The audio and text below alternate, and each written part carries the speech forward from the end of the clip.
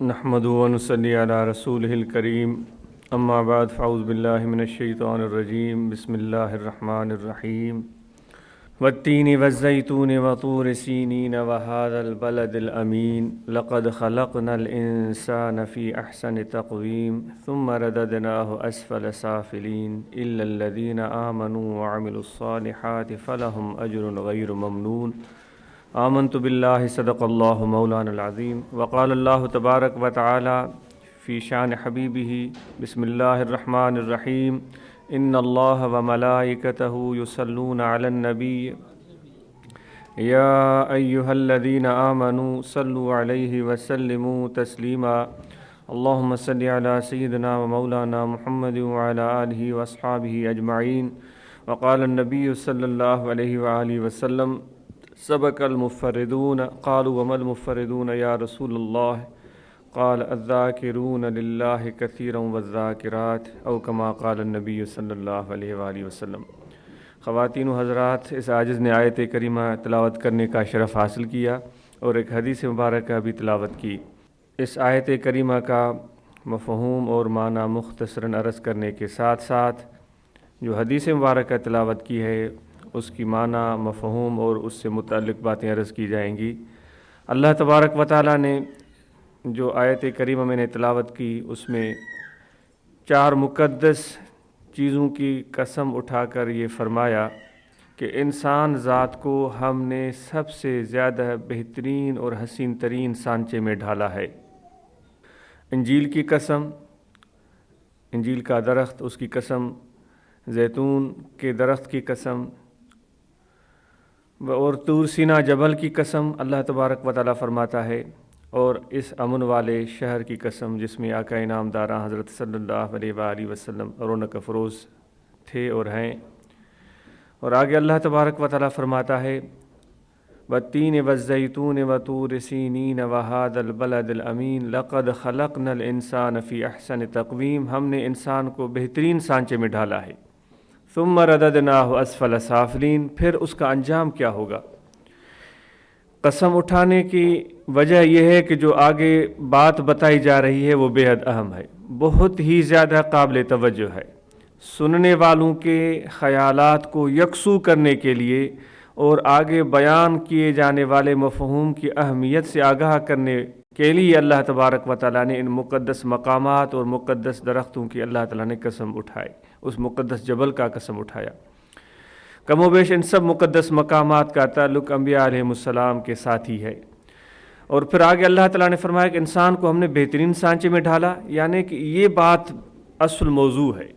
اللہ تبارک و تعالیٰ جس بات کو ہمارے سامنے، آنے والے لوگوں کے سامنے یا ہم سے پہلے جو اس زمانے سے گزر گئے ان کے سامنے جس موضوع کو بیان کرنا چاہتا ہے وہ یہ ہے کہ انسان کو ہم نے بہترین سانچے میں ڈھالا ہے۔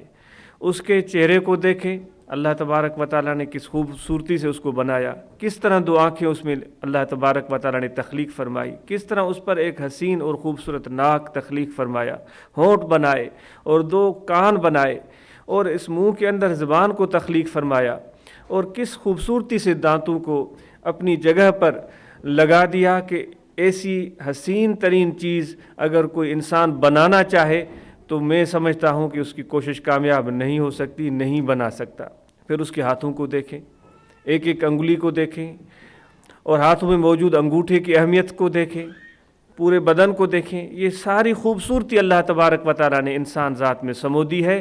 اور پھر آگے اللہ تعالیٰ فرماتا ہے کہ افسوس تو اس بات کا کرنا چاہیے کہ اتنے حسین ترین جسم جس کو میں نے عطا کیا، عقل جس کو میں نے عطا کیا، فہم جس کو میں نے عطا کیا، قلب جس کو میں نے عطا کیا، اس کا انجام یہ ہونے والا ہے کہ وہ پستیوں میں گر جائے گا۔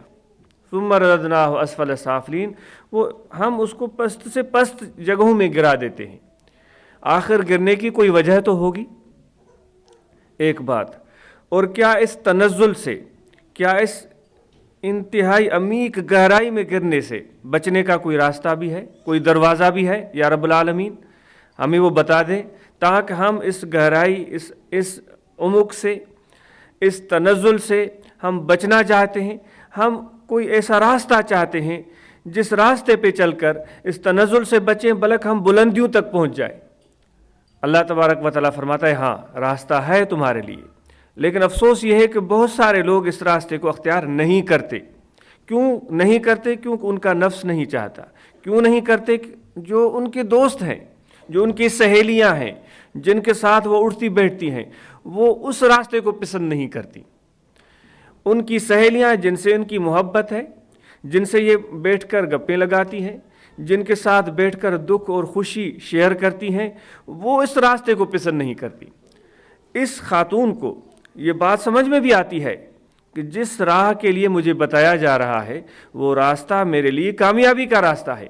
वो समझती भी है, एहसास भी उसके दिल में है। जब वो बात सुनती है तो उसको कबूल भी करती है, उसके दिल में फ़िक्र भी पैदा होता है।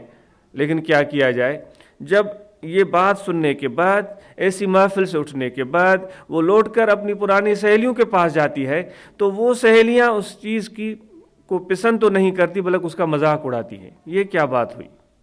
ज़माने के साथ भी चलना है, ये भी करना है, लोगों को भी मुंह देना है।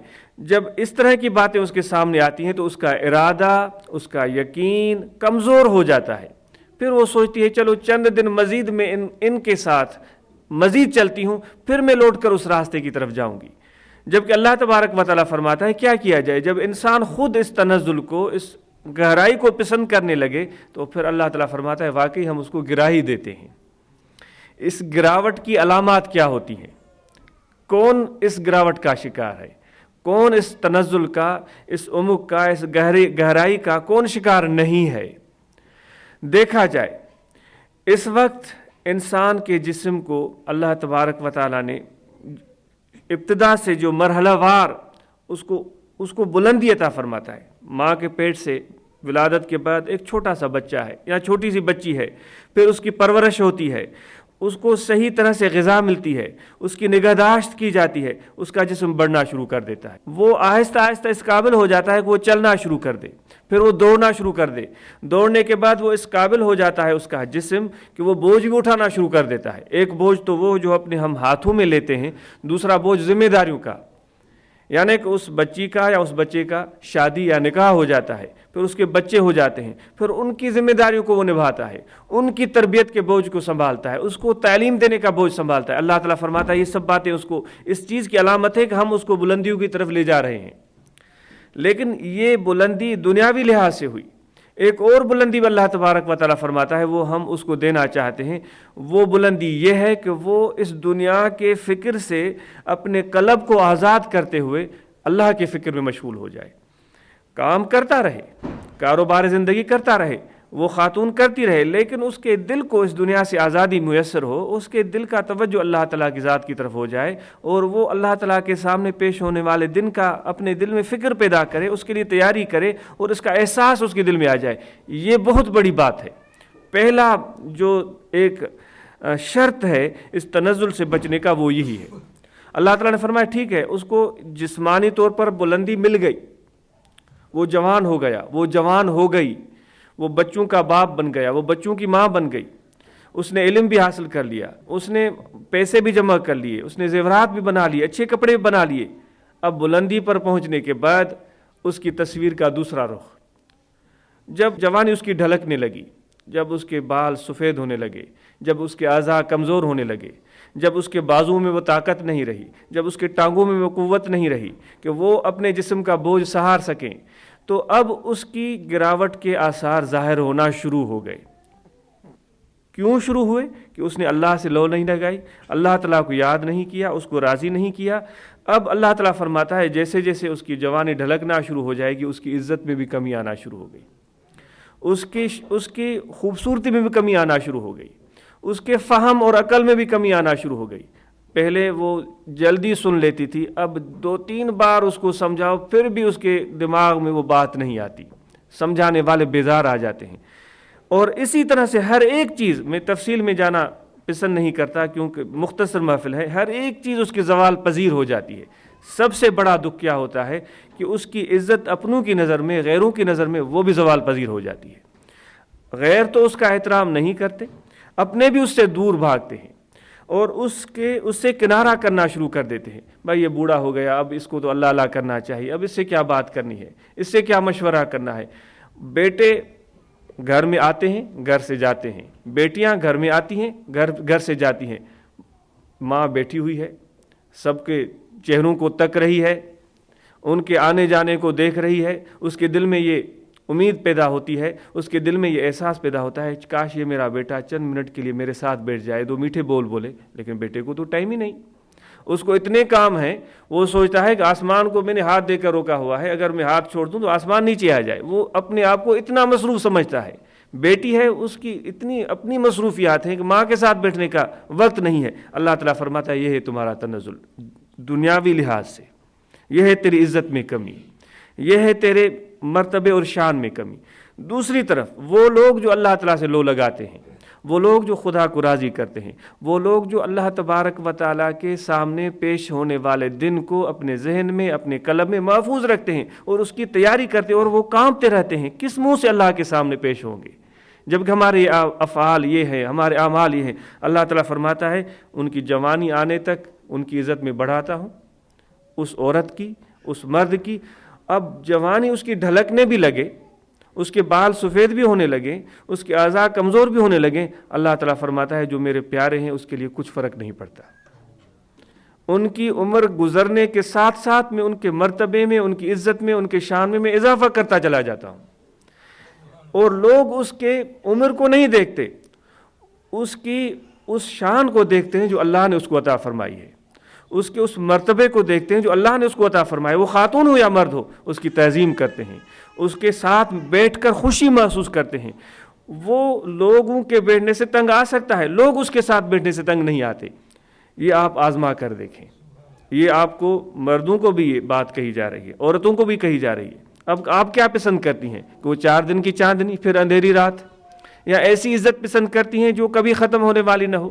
اگر ایسی عزت پسند کرتی ہیں تو آپ پر لازم ہے کہ اللہ تعالیٰ نے فرمایا کہ ایمان بھی لائیں، عمل صالح بھی کریں، الا الذین آمنوا وعملوا الصالحات فلہم اجر غیر ممنون، ان کے لیے میں نے ایسا اجر تیار کیا ہے جو کبھی بھی ختم ہونے والا نہیں ہے۔ جس بات کی طرف میں نے اشارہ کیا، ان کے لیے میں نے ایسی عزت رکھی ہے جو کبھی بھی ختم ہونے والی نہیں ہے، ان کے لیے میں نے ایسی دولت رکھی ہے جو کبھی بھی ان کے ہاتھ سے جانے والی نہیں ہے۔ تو یہ ہوا اس آیت کریمہ کا مفہوم۔ اور جو میں نے حدیث مبارکہ تلاوت کی، میں اس موضوع پر آتا ہوں کیونکہ اس محفل کے منعقد کرنے کا مقصد یہ ہے کہ ہم اللہ کا ذکر کریں، اللہ کو یاد کریں۔ کیا ذکر کرنا صرف مردوں پر ضروری ہے یا عورتوں پر بھی یہ ذمہ داری عائد ہوتی ہے؟ میرے آقا و مولا حضرت صلی اللہ علیہ وآلہ وسلم ایک مرتبہ مدینہ عالیہ سے باہر تھے، مدینہ کی طرف آ رہے تھے، صحابہ ساتھ تھے، تو صحابہ کو آپ نے جلدی جلدی تیز تیز چلنے کے لیے امر فرمایا، سیرو ھذا جمدان، جلدی چلو، تیز تیز چلو، یہ جمدان پہاڑ آ گیا ہے، مدینہ ہم پہنچنے ہی والے ہیں۔ تو صحابہ نے جلدی چلنے کی کوشش کی، تو کچھ لوگ ایسے تھے جو بھاری بھرکم تھے، کچھ ایسے تھے جو ہلکے پھلکے تھے، کچھ لوگ ایسے تھے جن کے ساتھ سامان تھا، کچھ لوگ ایسے تھے جن کے ساتھ سامان نہیں ہوگا۔ تو آپ نے فرمایا سبق المفردون، ہلکے پھلکے لوگ، ہلکے وزن والے لوگ بازی لے جائیں گے، کیونکہ وہ تیز تیز چل رہے تھے۔ تو صحابہ نے عرض کیا یا رسول اللہ صلی اللہ علیہ وسلم المفردون، مفرد یا رسول اللہ کون ہیں؟ ویسے تو ظاہری دنیاوی سفر کے لحاظ سے ہم سوچیں تو مفرد لوگ وہ ہوتے ہیں جن کا وزن کم ہو، اپنا بھی، جن کے ساتھ سامان بھی کم ہو، تو جب دوڑ لگائی جائے تو وہی بازی جیت جاتے ہیں عموماً۔ لیکن آپ نے یہ بات کرتے ہوئے آپ کا توجہ دنیا کے سفر سے مبذول ہو کر آخرت کے سفر کی طرف چلا گیا۔ ایک سفر تو یہ ہے کہ ہم یہاں کر رہے ہیں، اور ایک اور سفر بھی ہوگا کہ جب آخرت میں آدمی سفر کرتا ہوا اللہ تبارک و تعالیٰ کی بارگاہ کی طرف بڑھے گا، جنت کی طرف بڑھے گا، تو آپ کا خیال اس طرف چلا گیا اور آپ نے اس سفر کی بات فرمانا شروع کر دی۔ آپ نے فرمایا المفردون وما المفردون یا رسول اللہ، قال الذاکرون للہ کثیرا والذاکرات، مفرد لوگ وہ ہیں جو اللہ کا ذکر بہت زیادہ کریں، وہ مرد ہوں یا عورتیں ہوں۔ وہ آخرت کے سفر میں اللہ تعالیٰ کی بارگاہ کی طرف بڑھتے ہوئے یا جنت کی طرف بڑھتے ہوئے سب سے بازی لے جائیں گے۔ تو محدثین فرماتے ہیں کہ ان لوگوں کو، ذاکرین کو مفرد کیوں کہا گیا؟ اس لیے کہا گیا کہ یہ عمل ذکر والا اتنا بہت بڑا وزنی نہیں ہے، بہت بڑا بھاری بھرکم نہیں ہے، جس طرح کہ کوئی بڑی دیگیں شیکیں پکوا دے، بھائی اس نے 40 دیگوں کی خیرات کر دی، یا کوئی اور ایسا بڑا کارنامہ سر انجام دے جو لوگوں کی نظر میں بہت بڑا معتبر ٹھہرے۔ تو اس طرح کا یہ عمل نہیں ہے، یہ عمل بہت ہلکا ہے وزن میں، لیکن اللہ کی نظر میں اس کا مقام بہت زیادہ بلند ہے۔ تو اس عمل کے ہلکے ہونے کی وجہ سے آپ نے فرمایا کہ جب جنت کی طرف سفر ہوگا، اللہ کی بارگاہ کی طرف سفر ہوگا، تو ذکر کرنے والے اس ہلکے عمل کی وجہ سے، لیکن چونکہ اس کی عزت اللہ کی نظر میں زیادہ ہے، سب سے آگے نکل جائیں گے، سب سے بازی لے جائیں گے، خدا کی بارگاہ میں بھی پہلے، جنت میں پہنچنے میں وہ پہلے۔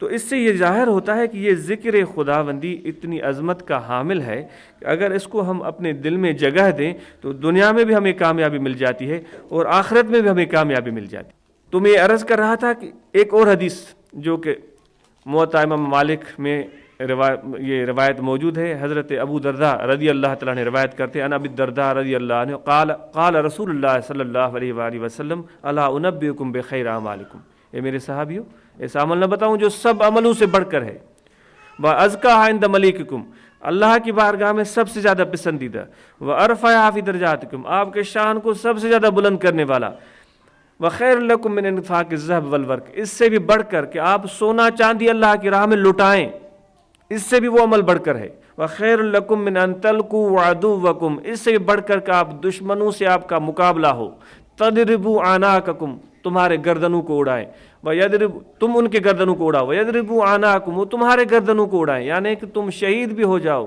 یا غازی بن جاؤ، اتنا بڑا معرکہ بھی تم مار لو، اس سے بھی وہ عمل بڑھ کر ہے، خیرات سے بھی بڑھ کر، جہاد سے بھی بڑھ کر، دیگر عملوں سے بڑھ کر۔ صحابہ نے عرض کیا یا رسول اللہ صلی اللہ علیہ وسلم وہ کون سا عمل ہے؟ آپ نے فرمایا وہ یہ عمل ہے کہ تم اللہ کا ذکر کرو۔ تو یہ ذکر کرنے والا ان سب سے بازی لے جاتا ہے، تو وہی ذکر آپ کو سکھایا جاتا ہے۔ عیسائی نے پہلے بھی عرض کیا کہ اللہ سے لو لگائیں، یہ لو دل سے لگتی ہے، زبان سے نہیں لگتی۔ لوگ دنیا میں تو ایک دوسرے سے بات چیت کرتے ہوئے دل لگی کرتے ہیں، بھائی میں تجھ سے بڑی محبت کرتا ہوں، وہ بھی کہے گا ہاں ہاں تم مجھ سے واقعی کرتے ہو، یہ زبانی بات ہو گئی۔ دل کی کیفیت کیا ہے وہ بندہ خود جانتا ہے، یا اللہ تبارک و تعالیٰ جانتا ہے۔ تو اللہ تبارک و تعالیٰ کی بارگاہ میں زبانی بات نہیں چلتی، کیونکہ وہ فرماتا ہے میں تمہارے دل کو دیکھ رہا ہوتا ہوں۔ حدیث ہے، آقا انعامدار حضرت صلی اللہ علیہ وآلہ وسلم نے فرمایا قال النبی صلی اللہ علیہ وآلہ وسلم ان اللہ لا ينظر الى صورکم واعمالکم، ایک روایت میں ہے واموالکم ولکن ينظر الى قلوبکم ونیاتکم، اللہ تبارک و تعالیٰ حضور نے فرمایا تمہارے صورتوں کو نہیں دیکھتا، گورا ہے یا کالا ہے۔ حضور نے فرمایا کہ اللہ تبارک و تعالیٰ تمہارے اعمال کو نہیں دیکھتا۔ حضور نبی کریم صلی اللہ علیہ وسلم نے فرمایا کہ اللہ تبارک و تعالیٰ تمہارے مال و ملکت کو نہیں دیکھتا، کتنا اس کے پاس مال ہے، کتنی دولت ہے، بلکہ اللہ تبارک و تعالیٰ تمہارے قلب کو دیکھتا ہے، تمہاری دل کو دیکھتا ہے کہ اس کی دل کی نیت کیا ہے، نماز پڑھتے ہوئے، عبادت کرتے ہوئے اس کی نیت کیا ہے۔ اور اللہ تبارک و تعالیٰ تمہارے قلب کو دیکھتا ہے کس کی محبت ہے اس کی دل میں، اولاد کی، مال کی، یا مجھے اللہ اور اس کے رسول کی محبت ہے۔ تو اس لیے یہ محبت دل میں اللہ تبارک و تعالیٰ کی پیدا ہو جانا اور حضور نبی کریم صلی اللہ علیہ وآلہ وسلم کی محبت کا پیدا ہو جانا، یہ ایک بہت بڑا اہم ترین کام ہے۔ اس کام کو کرنے کے لیے مشائخ عظام نے ذکر قلبی تجویز کیا ہے کہ یہ ذکر کرنے سے دیگر محبتیں دل سے زائل ہو جاتی ہیں، اور یہ پہلا قدم ہوتا ہے، دیگر محبتیں زائل ہو جائیں تب اس میں اللہ تعالیٰ کی محبت آ جاتی ہے۔ بیک وقت دل میں دو محبتیں نہیں سمائی جا سکتی۔ اگر کوئی کہے کہ میں دنیا کی محبت بھی رکھتا ہوں اور اللہ سے محبت بھی کرتا ہوں تو وہ اپنی دعویٰ میں سچا نہیں ہے۔ کہ حضرت امام ربانی مجدد منور ثانی اللہ تعالیٰ نے فرماتے ہیں کہ جس دل میں ایک رائی کے دانے کے برابر بھی کسی اور کی محبت ہے، اللہ اور اس کے رسول کے سوا کسی اور کی محبت ہے، آپ فرماتے ہیں اس دل پر معرفت الہی، محبت الہی حرام ہے، اس دل کو یہ چیز نہیں مل سکتی۔ ذکر کا یہ فائدہ ہوگا کہ ان سب محبتوں سے آپ کے قلب کو نجات ملے گی۔ اور حقیقت یہ ہے کہ یہ چیزیں ہمارے کام آنے والی بھی نہیں ہیں، اس کے رکھنے سے میں آپ کو منع نہیں کر رہا ہوں، جتنی ضرورت ہے وہ آپ رکھیں، لیکن محبت ان سے کرنا یہ اور چیز ہے۔ ان کی محبت میں آدمی جب مبتلا ہوتا ہے تو پھر اس کا نتیجہ یہ ہوتا ہے کہ پھر اس سے اللہ کی ذات بھول جاتی ہے، پھر اس کو اللہ تعالیٰ کے احکام اس کے ذہن سے محو ہو جاتے ہیں، وہ رات دن اسی فکر میں رہتا ہے सोना हो, चांदी हो, जेवरात हों, कपड़े हों, और कोई चीज़ उसको याद नहीं होती। वो सोचता है ज़िंदगी में इसलिए हूँ, खातून वो सोचेगी ज़िंदगी इसलिए हूँ अच्छे कपड़े पहनूँ, खूब जेवरात हों और खूब बन ठन के चलूँ और लोगों को जलाऊँ, लोग कहें वाह वाह इसके इसके कलाई में कितनी चूड़ियाँ हैं, इसके कपड़े कितने अच्छे हैं, इसका मेकअप कितना अच्छा है। रात दिन इसी फिक्र में रहती है। मैं आपसे पूछता हूँ, आप अपने दिल से पूछें, क्या आपका तो ये हाल नहीं है? उम्मीद है कि नहीं होगा। अगर दिल से आप कह रहे हैं नहीं नहीं हमारा हाल तो ये नहीं है, तो फिर मैं आपसे पूछता हूँ, फिर आप अपने सुबह शाम को देखें, आपके औकात कहाँ सरफ होते हैं? क्या इतने लंबे टाइम में आपको नमाज के लिए टाइम मिल जाता है कि 2 रकात या 4 रकात फ़र्ज पढ़ लें? क्या आपको इतने लंबे टाइम में सुबह से शाम तक 2 मिनट मिल जाते हैं अल्लाह को याद करें?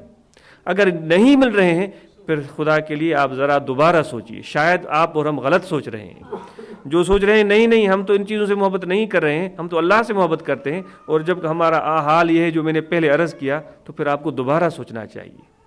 शायद हम गलत सोच रहे हैं, शायद हम दुनिया की मोहब्बत में फंस चुके हैं, बल्कि यकीनन फंस चुके हैं। तो इसका इलाज ये है कि अल्लाह का ज़िक्र करें।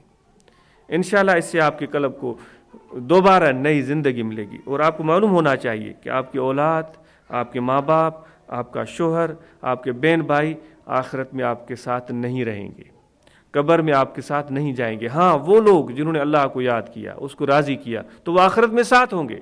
लेकिन जिन्होंने अल्लाह तबारक व तआला को नाराज़ किया और उसकी फरमान बरदारी नहीं की, तो आखिरत में उनके लिए सख्त तरीन मुश्किल औकात आएंगे। सबसे पहली बात आपको जो कही जा रही है ख़वातीन, वो नमाज की बात है। सबसे पहली बात, कभी भी ये मत सोचें कि हम मस्जिद में तो नहीं जाती, हम कैसे नमाज पढ़ें, ये तो मर्द पढ़ेंगे। नहीं नहीं, तुम्हारे लिए तुम्हारा घर मस्जिद है। किसी भी कोने को तुम मखसूस कर लो, या न भी करो, जाए नमाज तैयार कर लो, और जहाँ कहीं भी तुझे जगह मिले, साफ जगह हो, वहाँ बिछाओ और नमाज अदा करो। अपने जिस्म को पाक रखो। और इसी तरह नमाज के लिए ये शर्त है, अपने लिबास को नमाज के लिए पाक रखो। छोटे छोटे बच्चे घरों में होते हैं, वो बाज़ औक़ात पेशाब कर देते हैं, औरतें उसका ख्याल नहीं करती, और वो जब नमाज का टाइम हो गया तो ठीक है हम नमाज पढ़ रही हैं, तो अगर पेशाब उस बच्चे ने कर दिया है तो वो लिबास भी नापाक हो गया, जिस्म भी नापाक हो गया। हुजूर का फरमान है, हमारे आका व मौला हज़रत सल्लल्लाहु अलैहि वसल्लम का फरमान है कि उस कपड़े को, उस टुकड़े को भी धो लिया जाए, उस जिस्म के उस हिस्से को भी धो लिया जाए, फिर वज़ू बनाया जाए। और ये भी ना हो कि आप जिस जगह पर नमाज पढ़ रही हैं, ठीक है ये पाक है, हम नमाज पढ़ लेती हैं, मुबादा वहाँ पर किसी बच्चे ने कभी कोई पेशाब किया हो, नापाक जगह हो, तो इसके लिए ज़रूरी है कि आपकी जाए नमाज मखसूस हो, उसको बिछा कर नमाज पढ़ें। ये मोटी मोटी बातें मैं अर्ज़ कर रहा हूँ। और नमाज को हर सूरत में अदा करें। अगर कभी आपको शैतान सुस्ती भी करा भी देता है, चलो छोड़ देते हैं, तो दोबारा अपने नफ्स को सरजनश करें, उसको हया दिलाएं, उसको शर्म दिलाएं, नमाज के लिए उसको आमादा करें, और वज़ू बनाने का तरीका सीखें। और उसके बाद यह है कि ज़िक्र करती रहें। ज़िक्र का तरीका क्या है, मैं दुआएं पहले पढ़ा देता हूँ, और ख़वातीन जितनी भी बैठी हैं वो दुआएं पढ़ लें, और फिर मैं चंद जुमलों में इंशाअल्लाह ज़िक्र का तरीका अर्ज़ कर देता हूँ। तो जहाँ भी आप बैठी हैं वहाँ बैठी रहें, और इस आजिज़ के पीछे ये दुआएं पढ़ती आएँ। ये तौबा हम कर रहे हैं बारगाह इलाही में सच्ची दिल से, और जो बैयत होना चाहती हैं वो बैयत की नीयत से ये दुआएं पढ़ लें। बिस्मिल्लाहिर्रहमानिर्रहीम। आमन्तु बिल्लाहि व मलाइकतिहि व कुतुबिहि व रुसुलिहि वल यौमिल आखिर वल क़द्रि खैरिहि व शर्रिहि मिनल्लाहि तआला वल बअस बअदल मौत। अशहदु अल्ला इलाहा इल्लल्लाह वहदहु ला शरीक लहु व अशहदु अन्न मुहम्मदन अब्दुहु व रसूलुहु। अस्तग़फिरुल्लाह तआला रब्बी मिन कुल्लि ज़ंबिन व अतूबु इलैहि। दुआ जामे सब के नेक मकासद के लिए जामे दुआ। अल्हम्दुलिल्लाह रब्बिल आलमीन। अल्लाहुम्मा सल्लि अला सय्यिदिना व मौलाना मुहम्मद व अला आलिहि व अस्हाबिहि अजमईन।